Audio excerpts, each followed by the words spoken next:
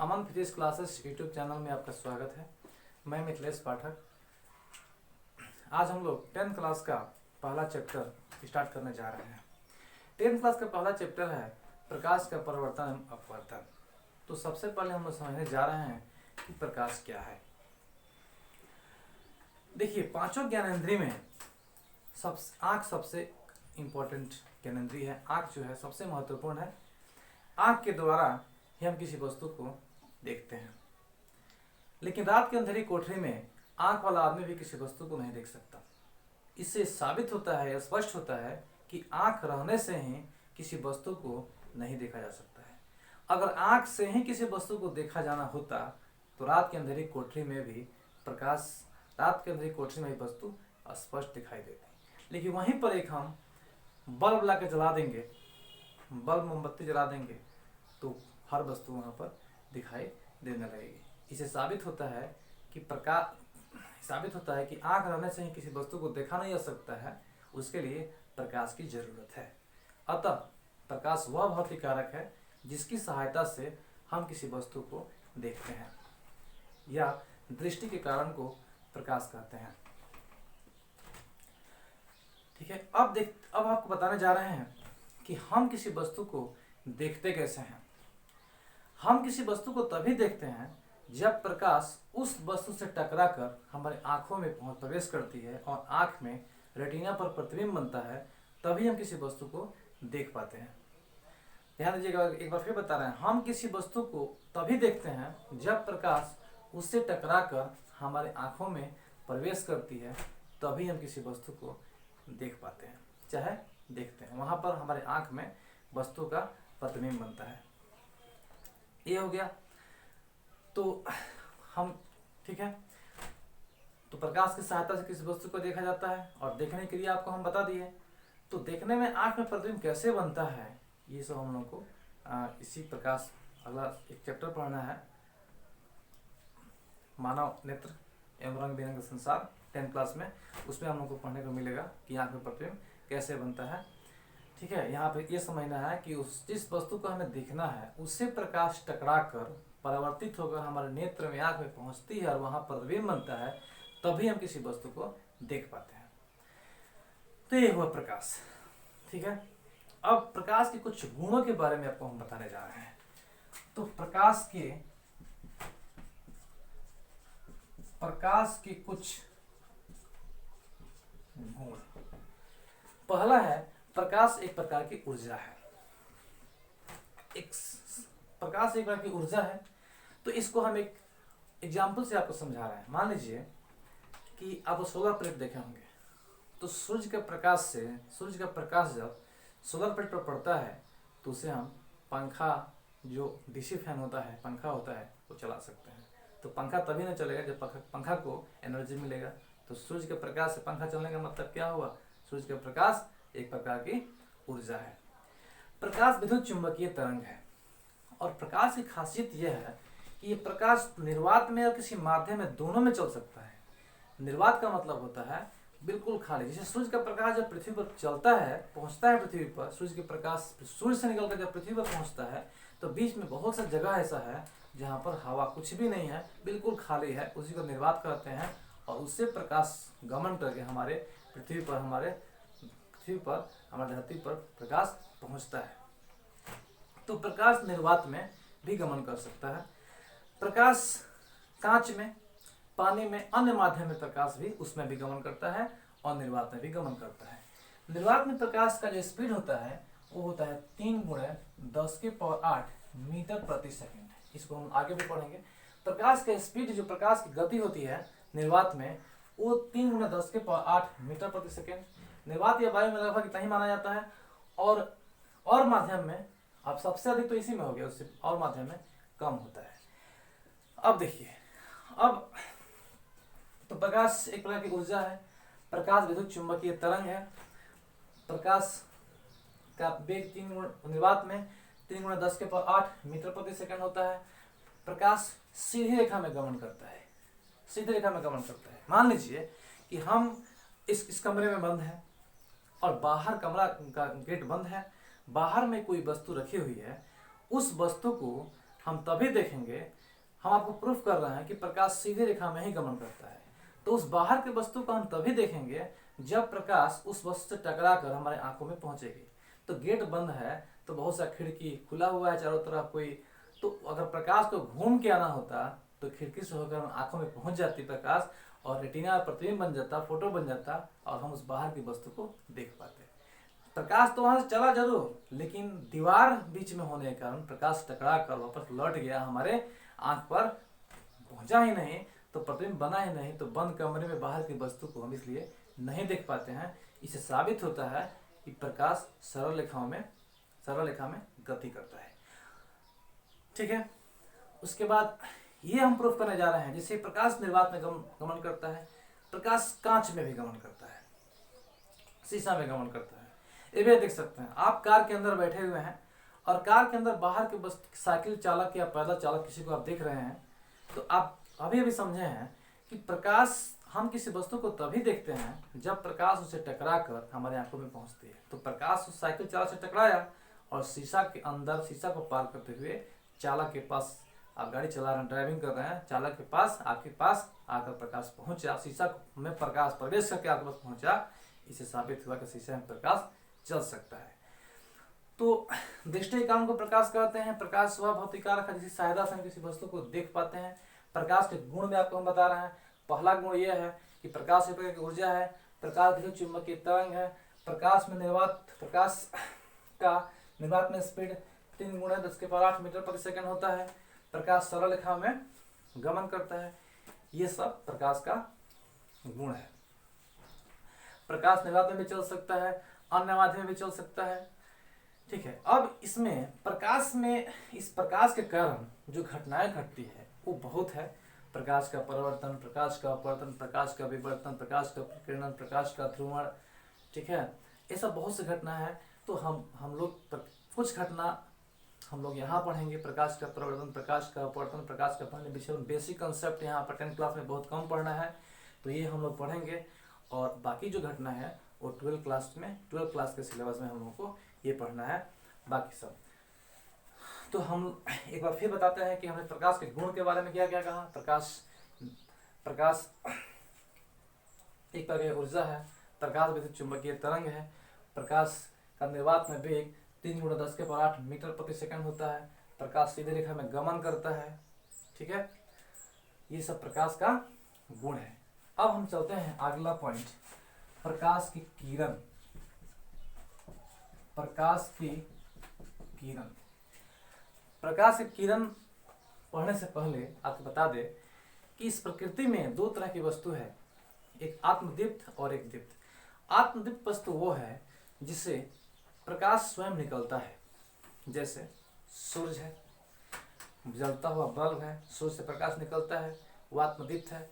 और अदीप्त वस्तु टेबल, कुर्सी, पत्थर, ये सब, ये ईंटा, ये सब क्या है, जो ईंट है, पत्थर है, कुर्सी है, टेबल है, ये अदीप्त वस्तु है। तो यहाँ पे एक बहुत इंपॉर्टेंट बात बताने जा रहे हैं कि अगर सोचिएगा सूर्य को देखना हो, अगर हमें सूर्य को देखना हो तो चारों तरफ की जो वस्तु है ये हो या नहीं हो, सूर्य को हम देखेंगे। लेकिन अगर और किसी वस्तु को देखना हो तो सूर्य की प्रकाश की हमें जरूरत है।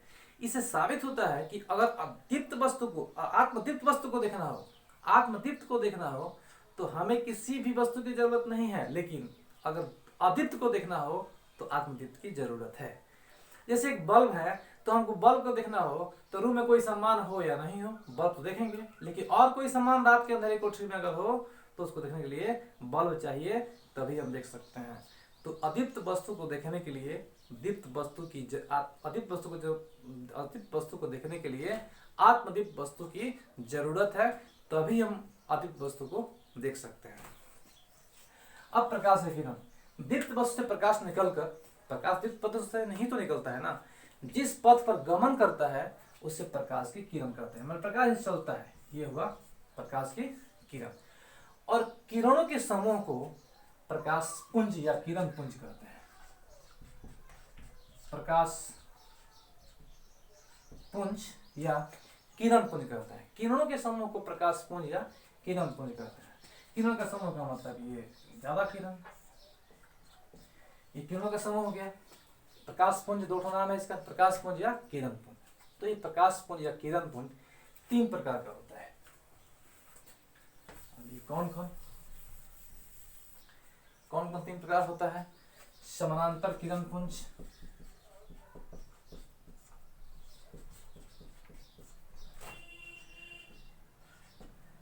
समानांतर किरण पुंज, अभिसारी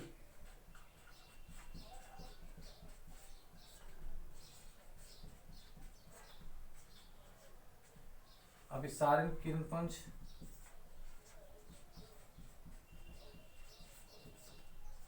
अपसारी किरण पुंज।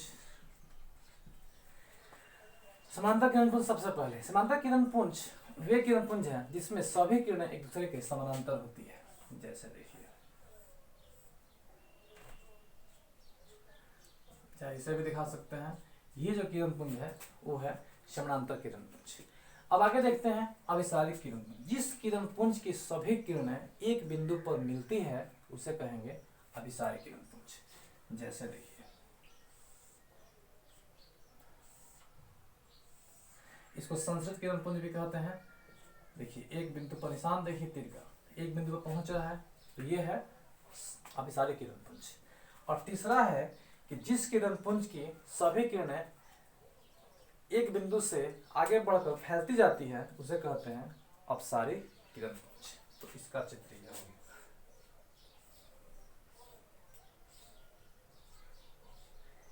तीर का निशान देखिए, इस बिंदु से फैल रहा है ना आगे, तो ये अपसारी किरण पुंज, ये अभिसारी किरण पुंज, ये समांतर किरण पुंज। किरणों के समूह को किरण पुंज या प्रकाश पुंज कहते हैं। और प्रकाश स्रोत से प्रकाश निकलकर जिस बिंदु से, जिस पथ से होते हुए गुजरती है उसे कहते हैं प्रकाश की किरण। तो किरण ज्यादा होगा, ज्यादा संख्या में समूह में होगा तो किरण पुंज कहेंगे। 3 तरह का, समानांतर, अभिसारी और अपसारी किरण पुंज। तो हम लोगों ने इसके बाद आपको और मैं बताता हूं प्रकाश का माध्यम। प्रकाश का माध्यम।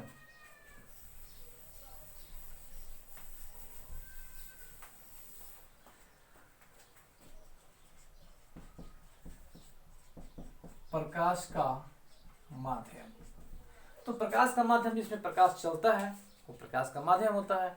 जिसे पानी, कांच, वायु, निर्वात में प्रकाश, वायु, कांच, पानी एक प्रकाश का माध्यम है।